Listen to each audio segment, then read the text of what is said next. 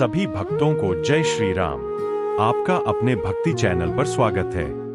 आज हम शनिवार व्रत की शनिदेव जी की कथा सुनाने जा रहे हैं। ऐसी अन्य धार्मिक कथाओं के लिए चैनल को सब्सक्राइब करें। एक समय की बात है, सूर्य, चंद्रमा, मंगल, बुध, बृहस्पति, शुक्र, शनि, राहु और केतु इन ग्रहों में आपस में विवाद हो गया कि हम में सबसे बड़ा कौन है। सब अपने आप को बड़ा कहते थे। जब आपस में कोई निर्णय हो सका तो सब आपस में झगड़ते हुए देवराज इंद्र के पास गए और कहने लगे कि आप सब देवताओं के राजा हैं, इसलिए आप हमारा न्याय करके बतलाएं कि हम 9 ग्रहों में सबसे बड़ा ग्रह कौन है। देवराज इंद्र देवताओं का प्रश्न सुनकर घबरा गए और कहने लगे कि मुझ में यह सामर्थ्य नहीं है कि मैं किसी को बड़ा या छोटा बता सकूं। मैं अपने मुख से कुछ नहीं कह सकता। हाँ, एक उपाय हो सकता है। इस समय पृथ्वी पर राजा विक्रमादित्य दूसरों के दुखों का निवारण करने वाले हैं, इसलिए आप सब मिलकर उन्हीं के पास जाए, वही आपके विवाद का निवारण करेंगे। सभी ग्रह देवता देवलोक से चलकर भूलोक में जाकर राजा विक्रमादित्य की सभा में उपस्थित हुए और अपना प्रश्न राजा के सामने रखा। राजा विक्रमादित्य ग्रहों की बात सुनकर गहरी चिंता में पड़ गए कि अपने मुख से किसको बड़ा और किसको छोटा बताऊंगा। जिसको छोटा बताऊंगा वही क्रोध करेगा। उनका झगड़ा निपटाने के लिए उन्होंने एक उपाय सोचा और सोना, चांदी, कांसा, पीतल, सीसा, रंगा, जस्ता, अभ्रक और लोहा 9 धातुओं के 9 आसन बनवाए। सब आसनों को क्रम से जैसे सोना सबसे पहले और लोहा सबसे पीछे बिछाकर राजा ने सभी ग्रहों से कहा कि आप अपना अपना आसन ग्रहण करें। जिसका आसन सबसे आगे वह सबसे बड़ा और जिसका आसन सबसे पीछे वह सबसे छोटा जानिए। क्योंकि लोहा सबसे पीछे था और शनिदेव का आसन था, इसलिए शनिदेव ने समझ लिया कि राजा ने मुझको सबसे छोटा बना दिया है। इस निर्णय पर शनिदेव को बहुत क्रोध आया। उन्होंने कहा कि राजा, तू मेरे पराक्रम को नहीं जानता। सूर्य एक राशि पर 1 महीना, चंद्रमा 2.25 महीना 2 दिन, मंगल 1.5 महीना, बृहस्पति 13 महीने, बुध और शुक्र 1-1 महीने विचरण करते हैं। इस प्रकार 9 ग्रहों में एक राशि पर पड़ने वाला सबसे अधिक समय शनि का ही है। बड़े बड़े देवताओं को भी शनि ने भीषण दुख दिया है। राजन सुनो, श्री राम जी को 7.5 आई और उन्हें वनवास हो गया। रावण पर आई तो राम ने वानरों की सेना लेकर लंका पर चढ़ाई कर दी और रावण के कुल का नाश कर दिया है। राजन, अब तुम सावधान रहना। राजा विक्रमादित्य ने कहा, जो होगा देखा जाएगा। इसके बाद अन्य ग्रह तो प्रसन्नता के साथ अपने अपने स्थान पर चले गए, परंतु शनिदेव क्रोध के साथ वहीं से सिधारे। कुछ काल व्यतीत होने पर जब राजा विक्रमादित्य को 7.5 की दशा आई तो शनिदेव घोड़ों का सौदागर बनकर अनेक सुंदर घोड़ों के सहित राजा विक्रमादित्य की राजधानी में आए। जब राजा ने घोड़ों के सौदागर के आने की खबर सुनी तो अश्वपाल को अच्छे अच्छे घोड़े खरीदने की आज्ञा दी।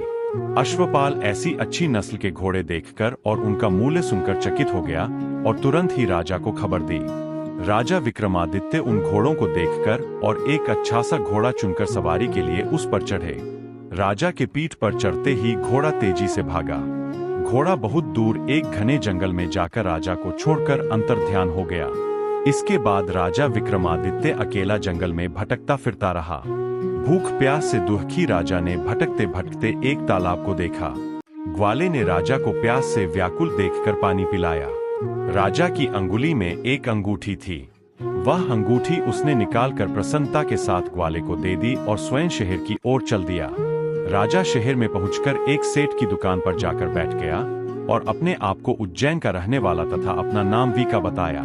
सेठ ने उसको एक कुलीन मनुष्य समझकर जल आदि पिलाया। भाग्यवश उस दिन सेठ की दुकान पर बहुत अधिक बिक्री हुई। तब सेठ उसको भाग्यवान पुरुष समझकर भोजन कराने के लिए अपने साथ अपने घर ले गया।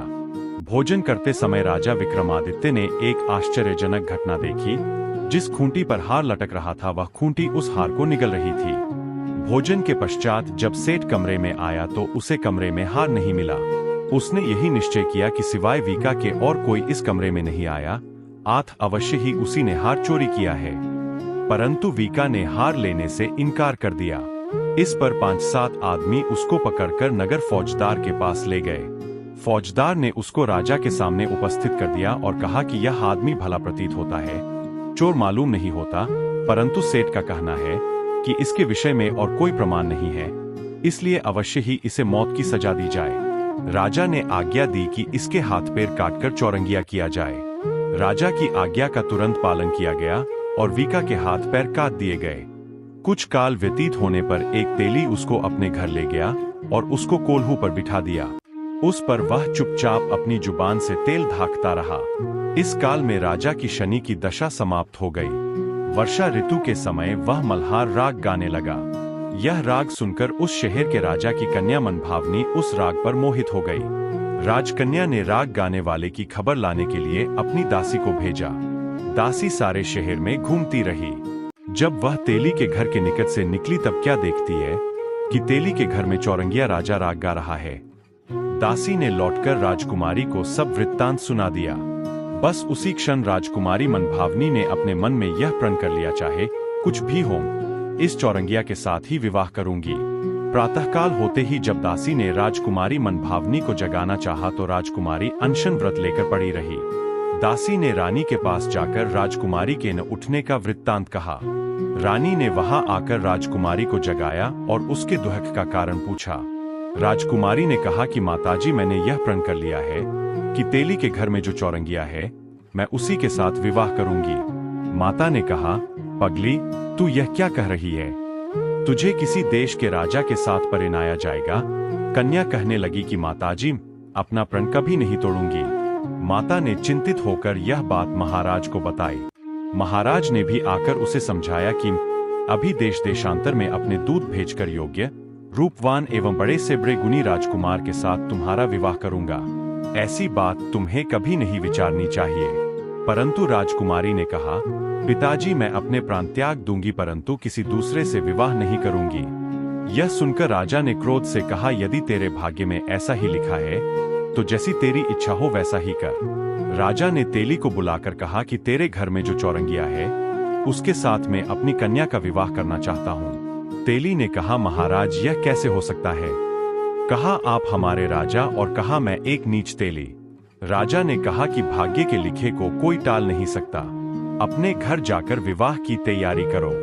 राजा ने सारी तैयारी कर तोरण और बंधनवार लगवाकर राजकुमारी का विवाह चौरंगिया के साथ कर दिया। रात्रि को जब विक्रमादित्य और राजकुमारी महल में सोए तो आधी रात के समय शनिदेव ने विक्रमादित्य को स्वप्न दिया और कहा कि राजा, तुमने मुझको छोटा बतलाकर तुमने मेरा तिरस्कार किया। उठो। राजा ने शनिदेव से क्षमा मांगी। शनिदेव ने राजा को क्षमा कर दिया और प्रसन्न होकर विक्रमादित्य को हाथ फेर दिए।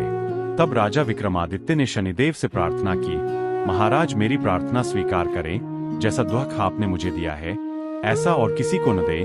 शनिदेव ने कहा, तुम्हारी यह प्रार्थना स्वीकार है। जो मनुष्य मेरी कथा सुनाएगा अथवा जो कभी किसी प्रकार का दुख नहीं होगा और जो नित्य ही मेरा ध्यान करेगा या चींटियों को आटा डालेगा, उसके सब मनोरथ पूर्ण होंगे। इतना कहकर शनिदेव अपने धाम को चले गए। जब राजकुमारी मनभावनी की आंख खुली और उसने चौरंगिया को हाथ पांव सहित देखा तो आश्चर्यचकित हो गई।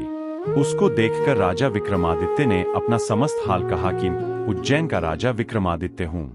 यह घटना सुनकर राजकुमारी अत्यंत प्रसन्न हुई। प्रातःकाल राजकुमारी से उसकी सखियों ने पिछली रात का हालचाल पूछा तो उसने अपने पति का समस्त वृत्तांत कह सुनाया।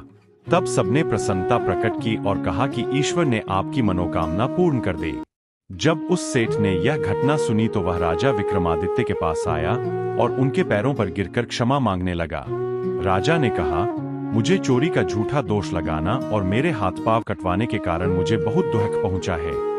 इसमें तुम्हारा कोई दोष नहीं। तुम अपने घर जाकर अपना कार्य करो, तुम्हारा कोई अपराध नहीं। सेठ बोला, महाराज, मुझे तभी शांति मिलेगी जब आप मेरे घर चलकर प्रीतिपूर्वक भोजन करेंगे। राजा ने कहा, जैसी आपकी इच्छा हो वैसा ही करें। सेठ ने अपने घर जाकर अनेक प्रकार के सुंदर व्यंजन बनाए और राजा विक्रमादित्य को प्रीति भोज दिया। जिस समय राजा भोजन कर रहे थे, एक अत्यंत आश्चर्यजनक घटना सबको दिखाई दी। जो खूंटी पहले हार निगल गई थी, वह अब हार उगल रही थी। जब भोजन समाप्त हो गया तो सेठ ने हाथ जोड़कर बहुत सी मोहरे राजा को भेंट की और कहा, मेरी श्रीमती नामक एक कन्या है, उसका आप पानी ग्रहण करें। राजा विक्रमादित्य ने उसकी प्रार्थना स्वीकार कर ली। तब सेठ ने अपनी कन्या का विवाह राजा के साथ कर दिया और बहुत सा दान दहेज आदि दिया। कुछ दिन तक उस राज्य में निवास करने के पश्चात राजा विक्रमादित्य ने अपने श्वशुर राजा से कहा कि अब मेरी उज्जैन जाने की इच्छा है।